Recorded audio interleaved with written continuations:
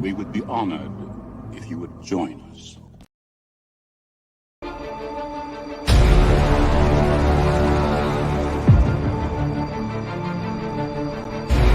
Okay. Well, that didn't work the way it was supposed to work. So, welcome to Speaking with the...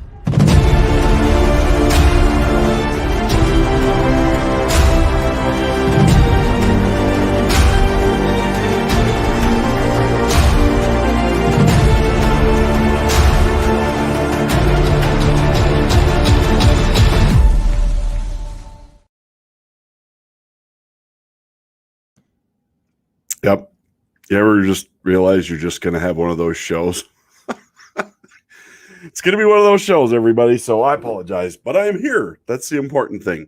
Welcome to Speaking with the Speaker. We are talking about a great film this week. This is one that it's I wouldn't say it's one of my favorites, but I do like this one and can watch it quite a bit. I apologize for the short notice, the changing of the day.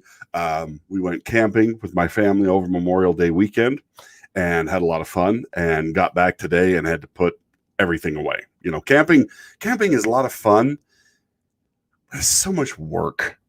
Because we have ATVs and we take ATVs and you gotta clean everything when you get back and everything. But I'm probably going to be doing a video later this week about just our camping trip, because it was a lot of fun and it's something that me and my family love to do. And I love sharing what the beautiful parts of the state that I live in, where we go do our camping. It's up in the mountains, pine trees, fresh air, as few of people as possible, you know, that kind of thing. That's what you're after. But we're not here to talk about that today. We're here to talk about Studio Ghibli's and Hayao Miyazaki's Spirited Away.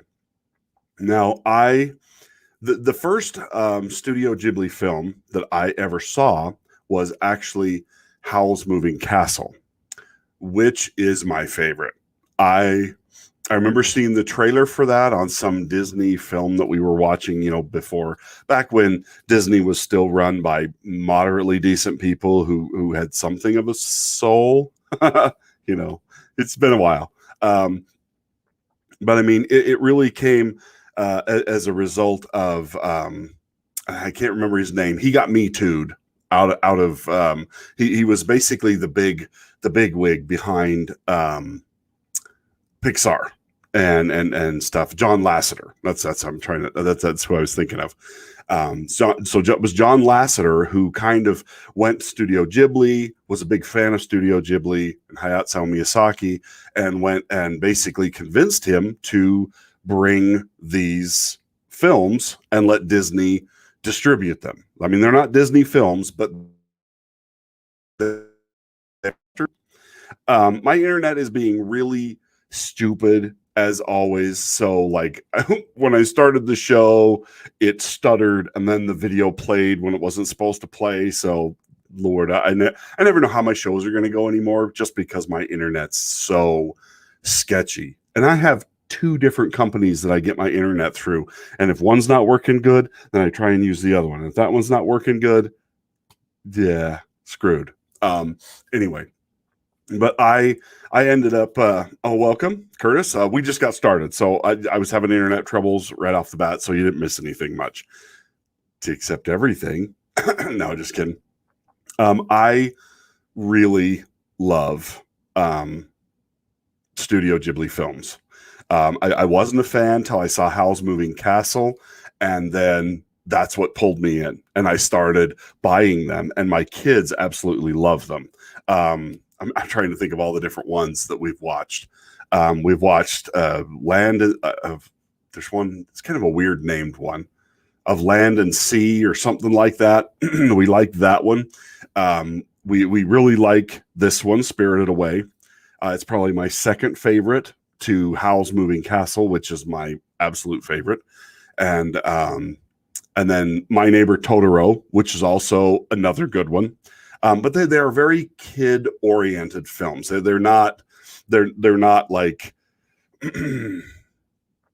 deep, storied animes like what you'll get with Ergo Proxy and some of the other ones where you're just like, no, this is so deep, I'm not sure I'm going to get out of this. But so it's more of a lighthearted kind of family friendly anime kind of stories, and they're just fantastic. There's another one that we watched, Princess Mononoke. That's another one. Sorry, I'm trying to think of these off the top of my head, because we watch them all the time, but you don't just have them, right there off the top of your head, just like you'd like. Then there's one that actually talks about the Japanese story of air power just before World War II. I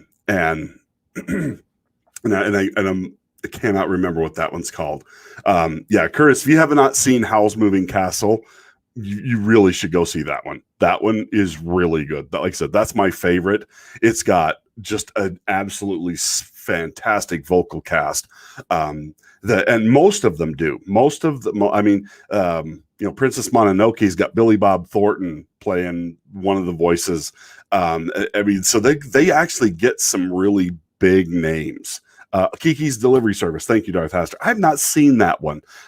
It's one of the few that I have not seen of his. Well, actually, I think there's a lot that I haven't seen. I think there's more that I don't even know that's out there. I need to really go do some more digging for Studio Ghibli. I've just seen some of the ones that are more critically acclaimed. So, but they're just.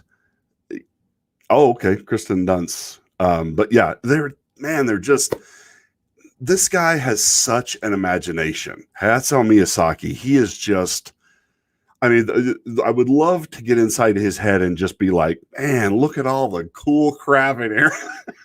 He's one of them guys that just always has something, cool, and it's never what you expect. And there's some, like in Howl's Moving Castle, there's kind of an anti-war message going on through that one, but it's really more of a story of magic and trying to avoid getting involved in a war that you don't want to. What happens if you're a coward, but you're supposed to go to war? I'm trying. I just lost the guy's name that did. Christian Bale did the main character voice for Howl in Howl's Moving Castle, but really fantastic. Anyway, so I'm going to read you what the storyline is for this particular one, or what's written on it. So Kiro and her parents are moving to a small Japanese town in the countryside. Much to Kiro's dismay, on their way to their new home, Kiro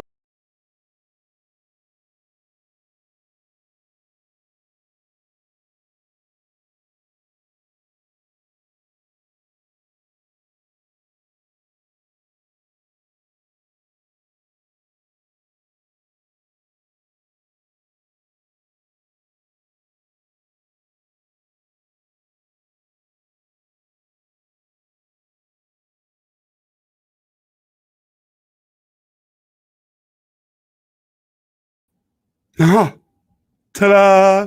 Back. Sorry, everybody. Freaking. There's a lot of swear words running through my head that I cannot say. Right. My internet company. Actually, I'm not sure if it's the internet company or StreamYards. I've heard StreamYards is having a lot of issues. Issues. With things. I've heard a lot of people saying that, so I am looking into alternatives for StreamYards, because this is like the second or third time this has happened to me during a live stream. It just just crashes, and I'm like, well, that was good. Anyway, so never seen. I had a crush on her as a kid. Was it the upside down Spider-Man kiss? That's hot, right? No, anyway. But now see, I'm clicking on things and nothing's happening, and okay, yeah, all right, there, now it's caught up to me. Anyway, but so I was reading this. Let me see if I can actually get it finished before this crashes again. So Her parents decide to stop the car and explore an area. They go through the tunnel and find an abandoned amusement park on the other side with its own little town. When her parents see a restaurant with great smelling food but no staff, they decide to eat and pay later. However, Caro refuses to eat and decides to explore the theme park a bit more. She meets a boy named Haku who tells that Kiro and her parents are in danger and they must leave immediately. She returns to the restaurant and finds that her parents have turned into pigs. Yes, pigs.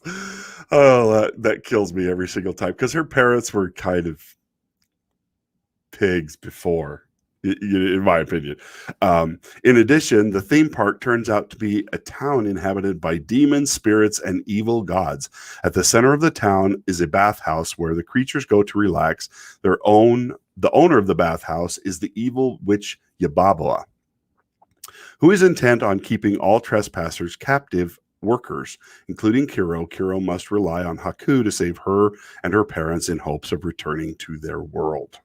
So that's the brief synopsis that IMDb gives for this, and it's a very sterile way of putting this movie because this movie is just like it is crazy almost. I mean, you're about 10 minutes in, everything goes nuts. Absolutely everything goes nuts. And you're just like, what's happening? But that's one thing that's great about Hayao Miyazaki's films is they do that, and they're great that way. Hail Chris Persha, thanks for popping in. And you're not wrong. Echo Base has. Oh yeah. I don't know. I've got to find something different because StreamYard is really starting to piss me off. But come on, Curtis. Come on. Upside down Spidey kiss. Kind of hot, right? Anyway, so the thing I love about Hayao Miyazaki's films is that he gives his characters a clear story arc. Like they are one thing at the beginning and there's something different at the end, which is something that a lot of people in Hollywood have forgotten how to do.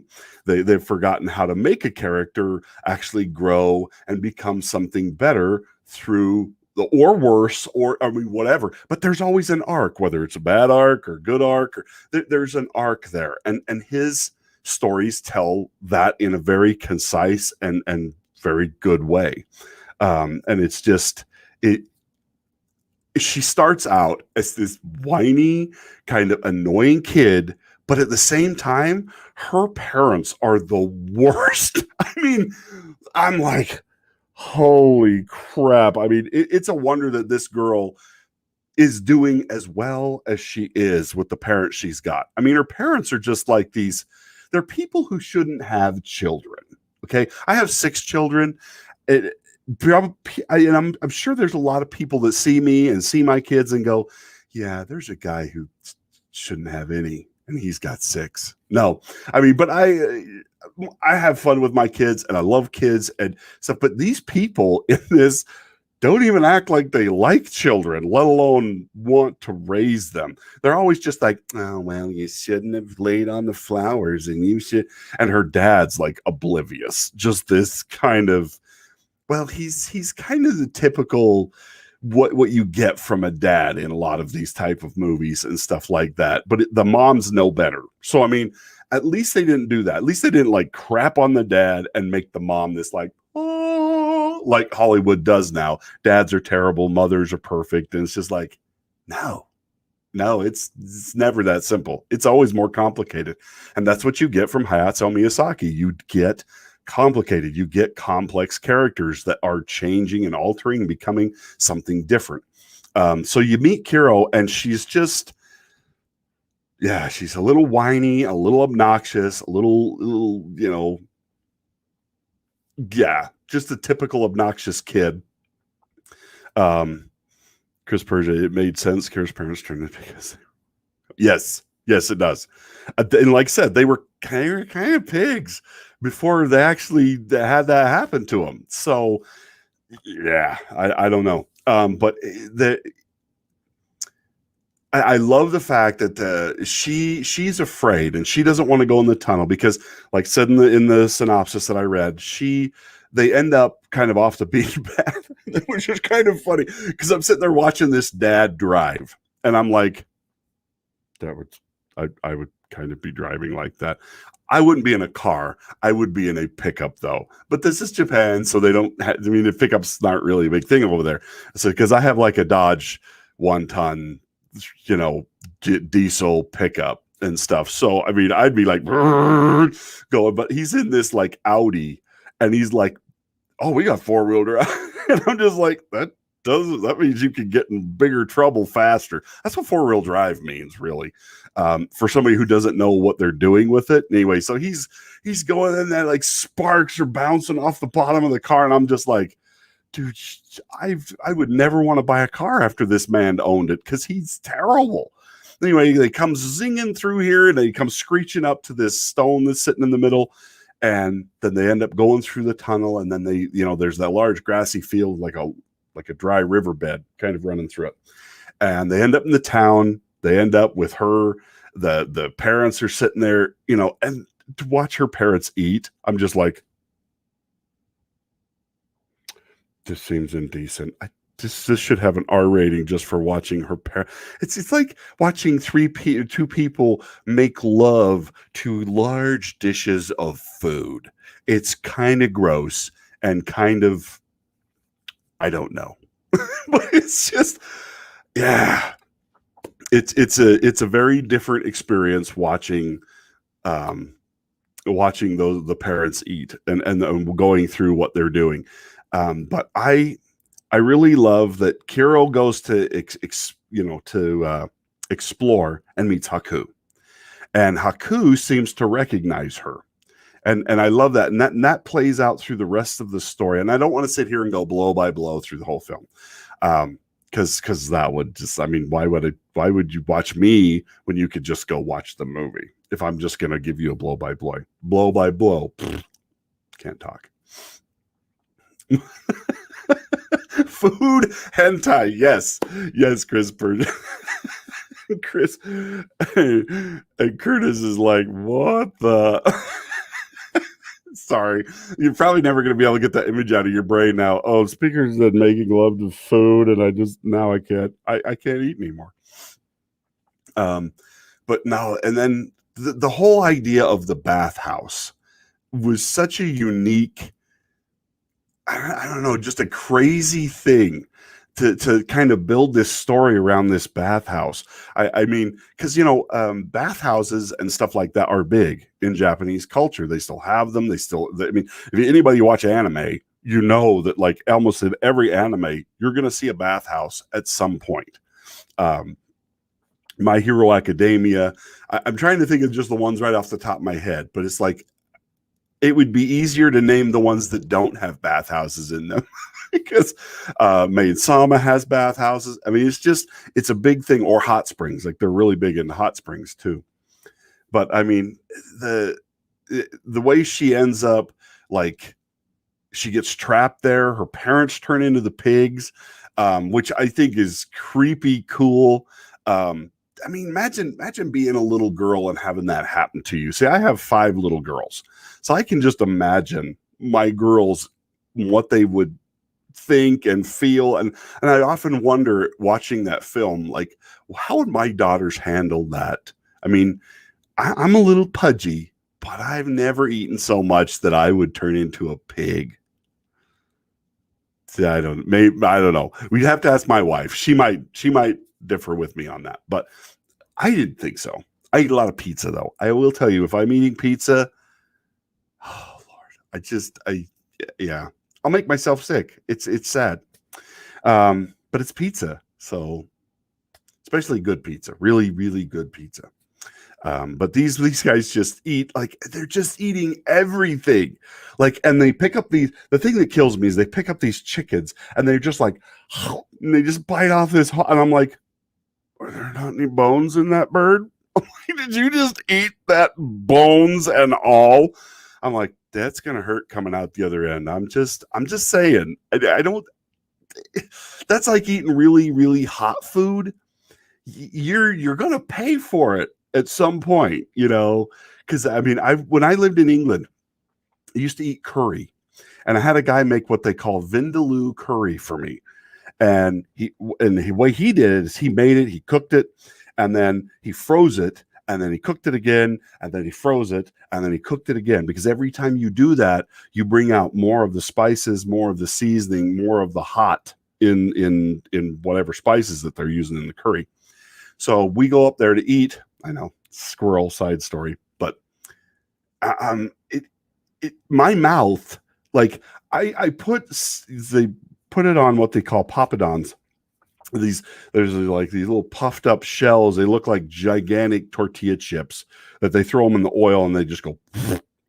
And anyway, so like I put a little bit of this on there, put it in my mouth, and I immediately started sweating. I mean, broke out, like turned red and started sweating. It was like food with results. I mean, wow. Never in my life have I had that happen. I made it through maybe 10 bites and I'm like, dude, I can't eat this. I'm like, this, it tasted great, but it was so bad. But he told me before I did that, he's like, yeah, you're going to need to keep some toilet paper in the refrigerator for when this exits. And I'm just like, what are you doing to me, guy? I mean, what are you trying to kill me with? This is not something you do to somebody you like. This is something you do to somebody that you never want to see again. Have some food that will burn your face off and then burn your rectum as well. Yeah. I mean, it was an experience, but it was fun. Anyway, so I don't know why.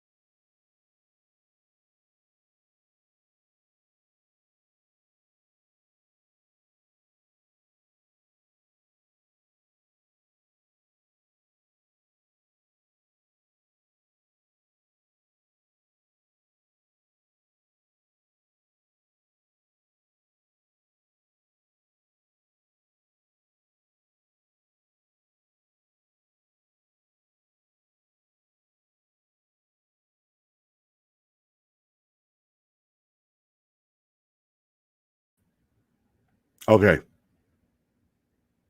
I'm calm now. I was swearing, so I didn't jump right back on. I'm sorry.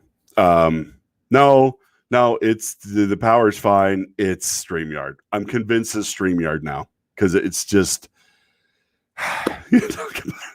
talking about abrupt end. So I'm gonna hurry this along because the next time that happens, I'm probably not coming back because I'm just gonna be red faced, just screaming at the. So I apologize, Chris. Yeah. So apparently you've had it, Chris Persia. Yes, it is food with results, by God. Yeah, it's great. But yeah, no, I apologize. I am not trying to do this. I don't think it's even my internet this time because like the bars aren't going crazy or anything. Anyway, so I love this film. I love the characters. Kiro starts this as an obnoxious, whiny little so-and-so going through this. And by the end of it, has really grown. She has really progressed. She has had to almost become an adult and deal with adult problems to get her parents back. She has to work for Yababua, and who is just this crazy witch, and she has to deal with some of these oddest situations. One of my favorites is, and I'm going to slaughter the name when I pronounce this, so I apologize in advance, but it's Kanoashi. Now he is the spirit that fades in and out. He has the white mask, and they say he's a demon. At least that's what I've always been told he plays a part of a demon, and he gives out gold. He can give out gold, but it turns to dirt. So it's like, but he tricks people and stuff like that. But he's not a bad person. But when he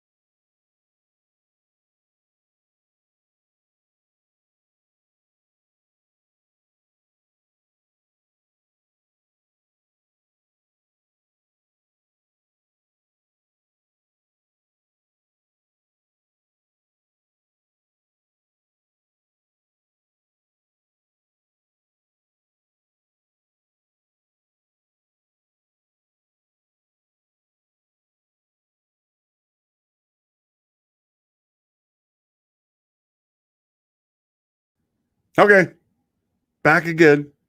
Good Lord, I am so sorry. What a such a professional stream. You know, when you've had your stream crash on you like 4 freaking times now.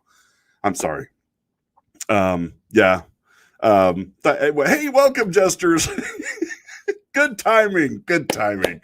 All right. Coming in when Brian's not even here anymore. But no, I'm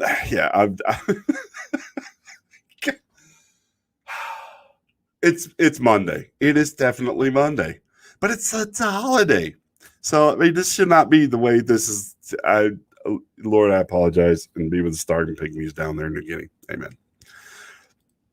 So, as I was saying before, we'll try this again until it crashes one more time, because why wouldn't it?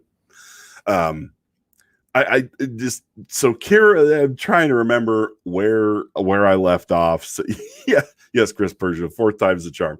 I'm trying to remember where I left off, but anyway, we're talking about Kiro, if I remember right.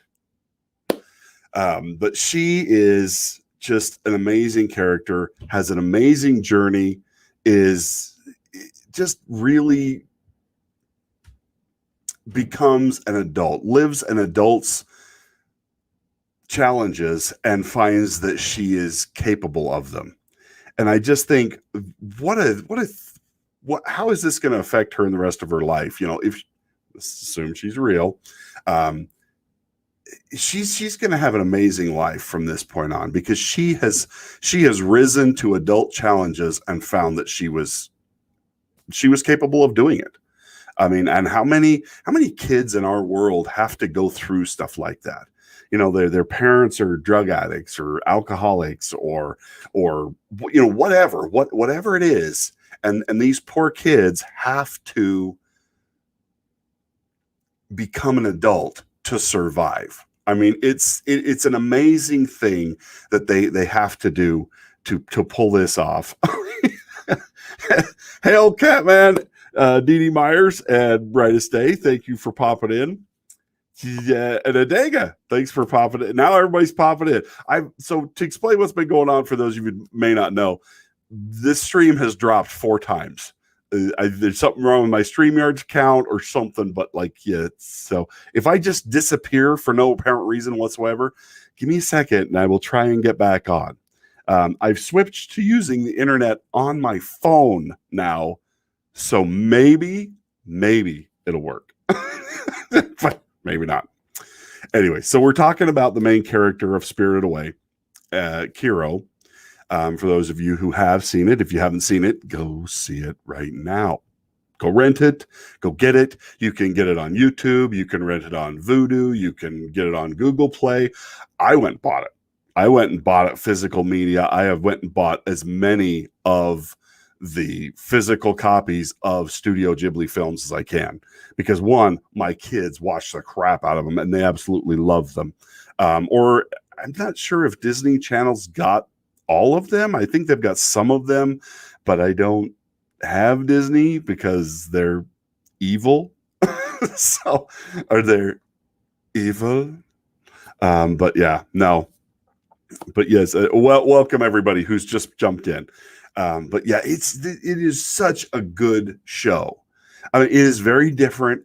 If you've not watched a Studio Ghibli film before, sometimes it takes that first time watching one.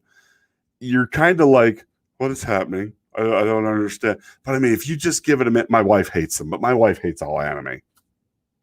I don't know why.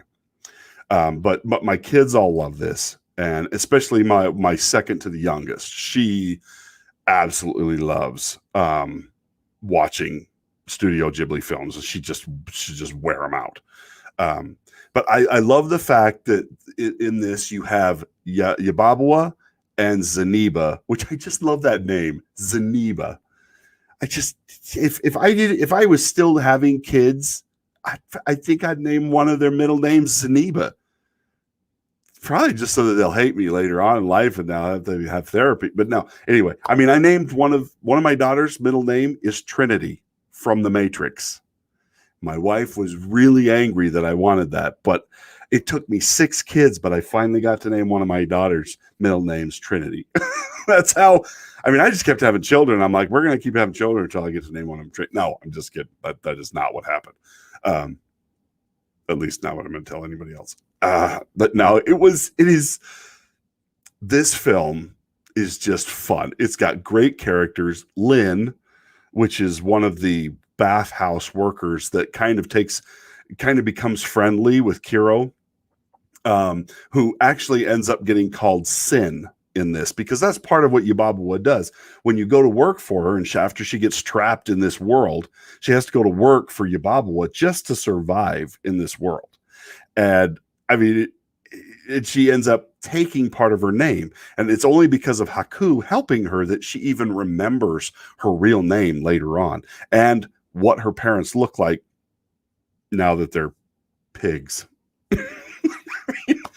It's just crazy. But I love, and you never actually hear his name in the show. It's Ball, and that's Yababa's baby's name.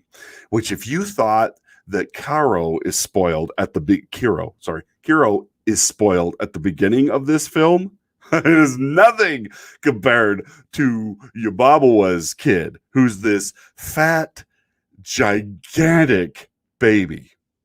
He's like huge, and it just creepy, and it's like this. It's like a man baby. He's like huge, and he talks like a little baby, but it's just freaking hilarious. And she's got these other little henchman creatures. One that looks kind of like a bird with her head on it, and then these 3 heads that bounce around on the floor going, you're making these weird noises. I mean, who thinks of stuff like that? It is just fantastic. The imagination that went into this film and all of Studio Ghibli's films. The Radish Spirit, which if you go watch this, or if you have seen it, the Radish Spirit, if you want to see the Radish Spirit in real life, go into any truck stop in America and you will meet the Radish Spirit. Let me see if I can pull up what he looks like here. Because, yeah. He's this huge bodied guy. He's all white and he's got this big belly and he's got these 2 radish things coming off of his face. And he is just fantastic. Let me see if I can share this with you. When he shows up, I'm just like, oh my Lord, that's like half the truck drivers I see when I'm out on the road. It's hilarious. But so let me see here and share. Let me pop. Okay, so this is what he looks like. This guy right here. Let me see if I can make that bigger. Oh, yeah. Wow. That's just way bigger. Anyway, so this is what he looks like. He looks like he's got a little Chinese hat on.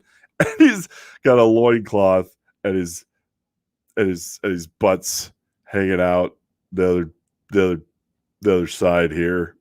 He's got the big. Seriously, I've seen truckers with big handlebar mustaches who have huge bellies just like this. And I'm telling you, that's exactly what it's like. It's exactly what it's like. Go into a truck stop and you will meet the Radish Spirit.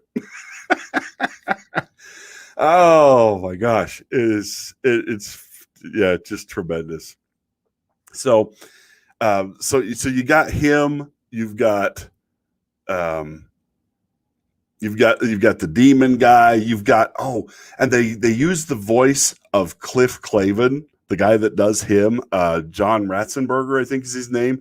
He's one of the voices for like the little guys that work in the bathhouse. He does a fantastic job. He's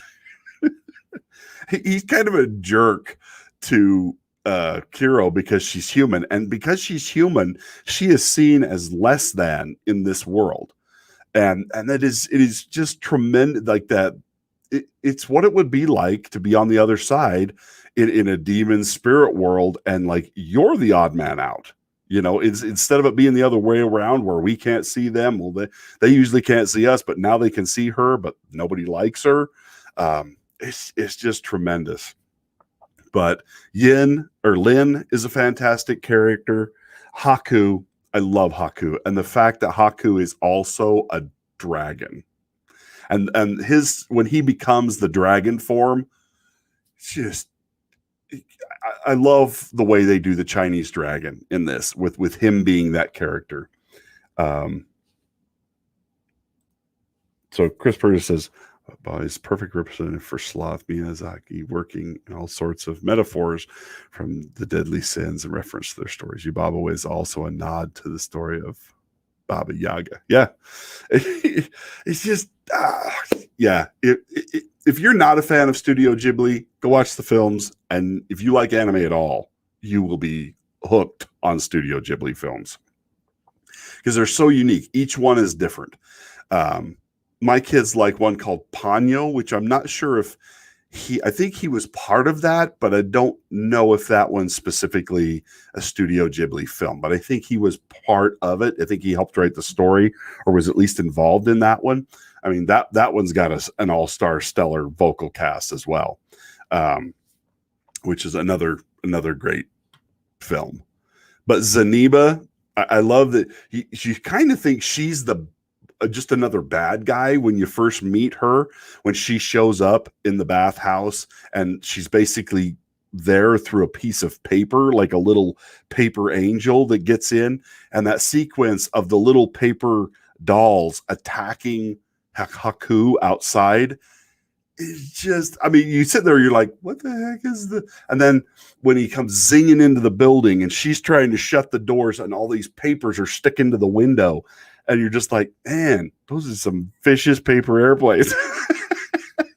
but no, it is just, it is a fantastic film. I cannot recommend it highly enough. Go watch this with your kids. And I mean, and they will love it, and they will love you for letting them watch it. Hopefully it doesn't scare the crap out of them in certain parts, but I mean, it's nothing scary, but it's, I love the little puff balls that are made of soot. And that's one of the characters I haven't really talked about yet. I can't remember his name right off the top of my head. Oh, and it doesn't list him here. He's the guy with all the Boiler Man. You hear him talk. They talk about him as the Boiler Man all the time, but I love him and his arms. They just seem to like reach forever.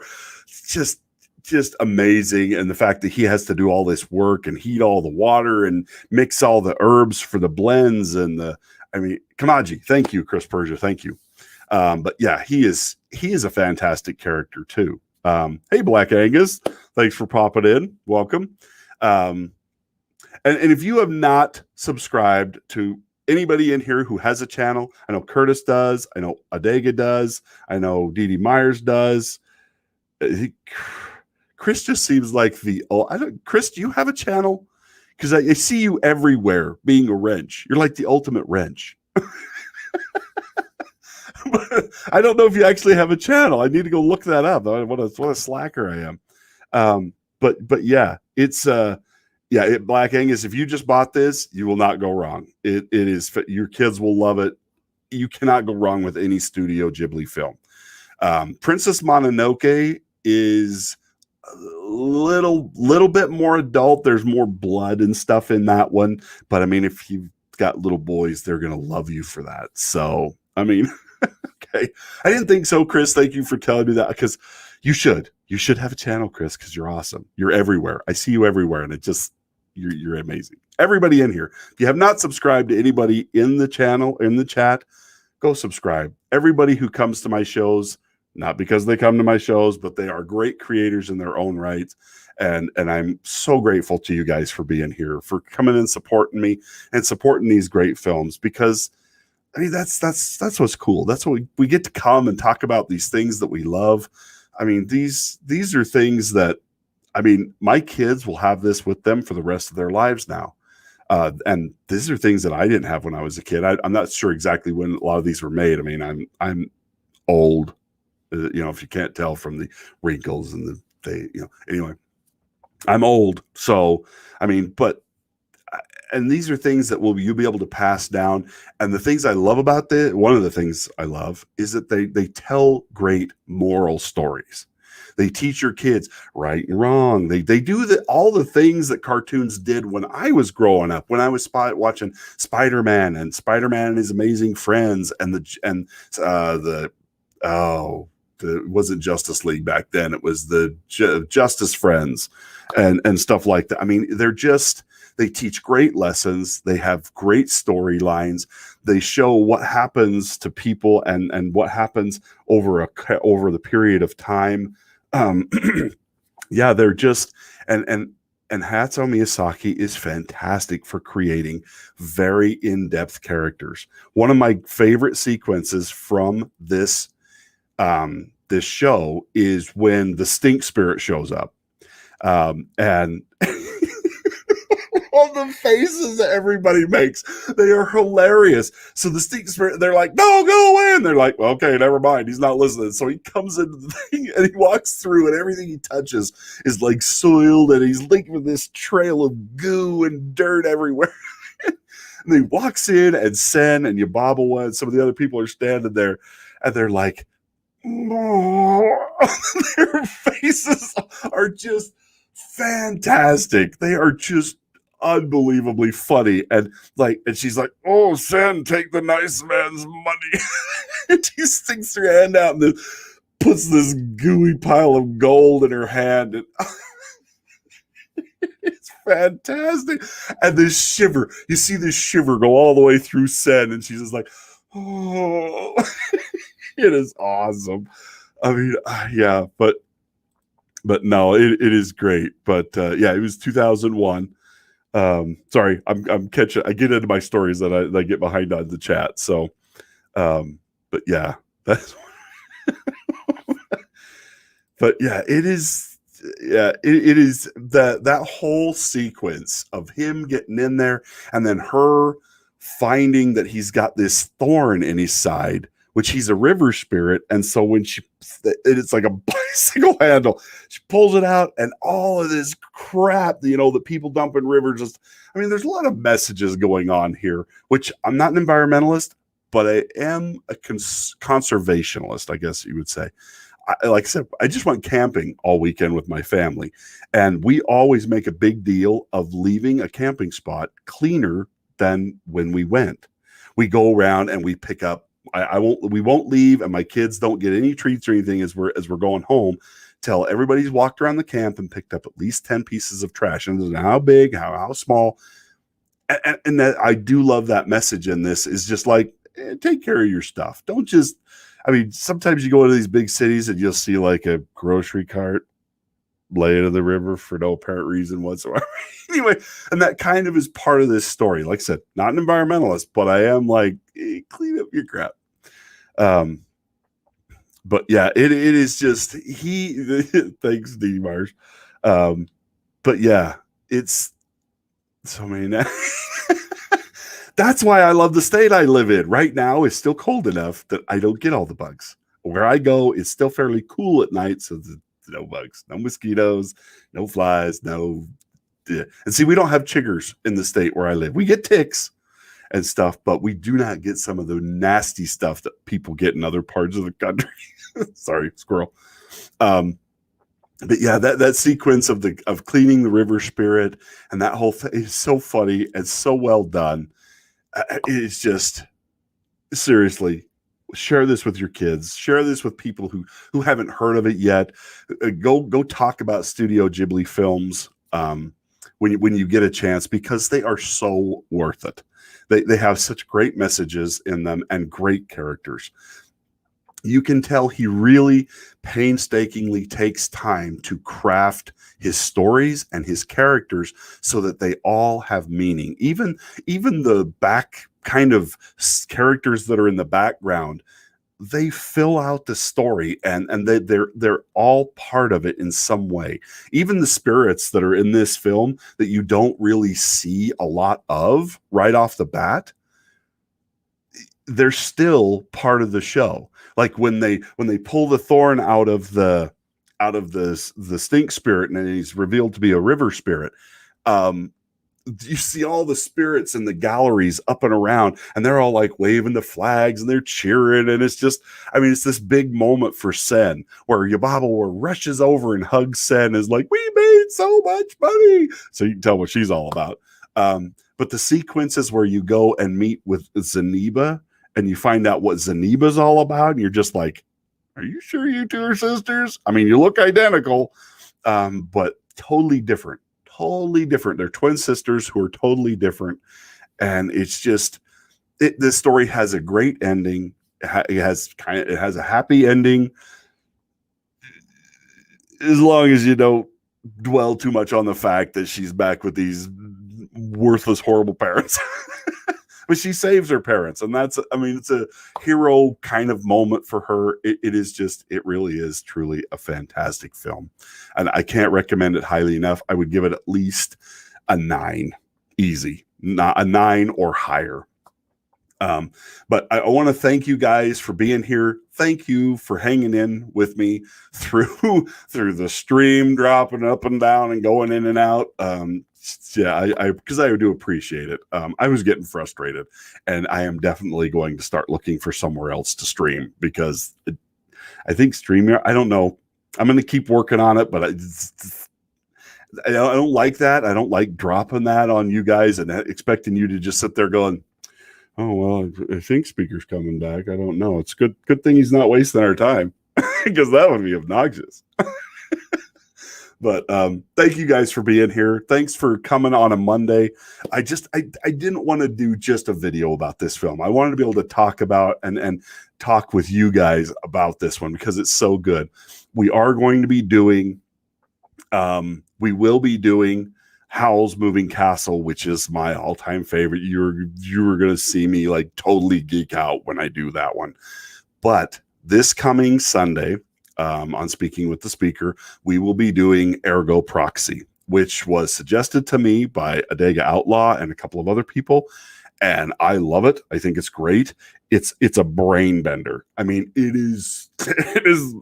And so I'm going to try and get Adega on and some other people to come and talk with me about that one because it is really complicated and I'm not sure I've seen all the angles in that one yet. I'm rewatching it again right now because it really will twist your brain into a pretzel. And you're just like, you get to the end and you're just like, I'm still not sure I know what has happened. Does anybody else know what just happened? So I'm watching it again. But we will be doing that one next Sunday on Speaking with the Speaker, and it will be at 5 p.m. We're moving back to our original time. Awesome. Adega said he's in. Well, are you just going to come to... Anyway, I'll talk to you about it later, Adega. But seriously, anybody who wants in on that, if you're a fan of Ergo Proxy, let me know, and you're more than welcome to pop in. But we're going to be talking about that one. If you haven't seen it, go watch it this week. Go binge it. It's on... you can watch it on Hulu right now. But it is fantastic. If you've not seen it, go watch it. It is really worth it. It really is. It is a great story, really in depth, lots of angles, lots of fun stuff. And then the week after that, we will probably be doing Howl's Moving Castle. So not this next week, but the week after. Yeah, Curtis, go watch it. You will not be sorry. If you like anime, you will not be sorry. You will end up having to rewatch it over and over again. But I mean, that's what makes it great. You're just like, it's one of those ones I know I'm going to be able to go back and watch over and over and over again and get something different or more out of it every single time you watch it, because there is so much packed into every single episode, and the characters are just crazy in-depth kind of characters. A lot of fun.